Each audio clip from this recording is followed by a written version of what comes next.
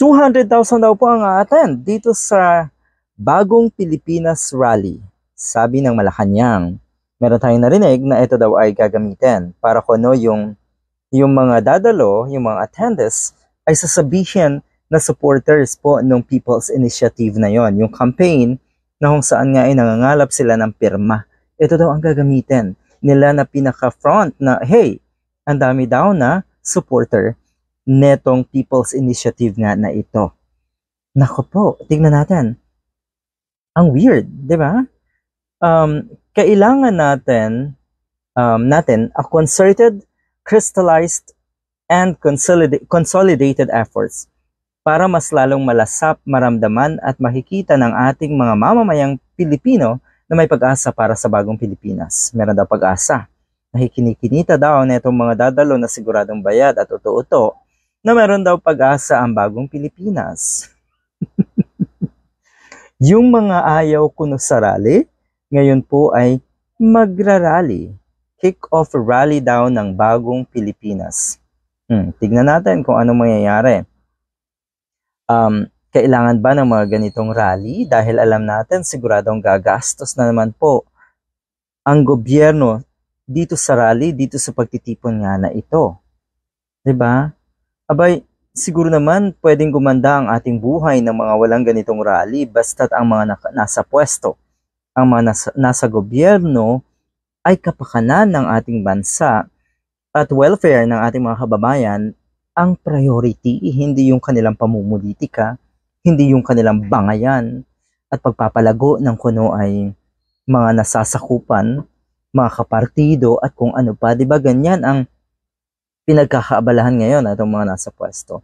At syempre, hindi na natin pwedeng ikaila na abalang-abala din po sila sa pagbulsa. Kanya-kanyang bulsa yung mga yan di ba? Kung sana ang priority nila ay ang serbisyo publiko at ang kapakanan ng taong bayan at ng ating bansa ang kanilang unang iniisip, mga programa para sa ikauunlad ng ating ekonomiya at ng pamumuhay ng ating mga kababayan, abay, talagang may pag-asa. Pero hindi. Doon dapat unahin sa mga sarili nila.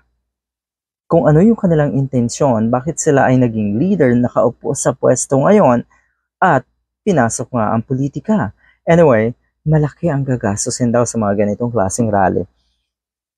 At sigurado na pera ng taong bayan ang gagastusin dyan. Sabi ni Bayan Muna Representative, eto, Bagong Pilipinas Kick-Off Rally. It's going to be a waste of money. Napakalaki naman kasi ang gagastusin yan. At kung titingnan nyo po, yung mga ganitong klaseng rally, may mga hakot system yan kung saang lugar nang galing, hahakutin ang mga ganito, ang mga pumayag, at karamihan dyan sigurado tayo ay na ayudahan muna bago dumalo. Wala namang organic na attendee yung mga ganitong klaseng rally dahil hindi naman talaga malinaw ang intensyon. Yung tipong kasing labo nung tinatawag nila na o yung pangako dati na itong unity team na ang kailangan ng ating bansa para umunlad ay unity. Dahil ang gusto na itong mga nakapwesto ngayon ay mapadali ang kanilang buhay. Kaya unity ang madalas isigaw. Umayon kayo sa mga gusto namin. Walang dapat mag-oppose, walang dapat kumwestiyon sa mga programa at sa mga ginagawa namin. Ganyan po ang gusto na itong mga nasa pwesto ngayon. Sa gitna ng kahirapan at kawalan ng ayuda, gagastos na naman ang gobyerno sa isang rally na walang katuturan, walang kwenta. Ang lalo pang masakit ay ito yon.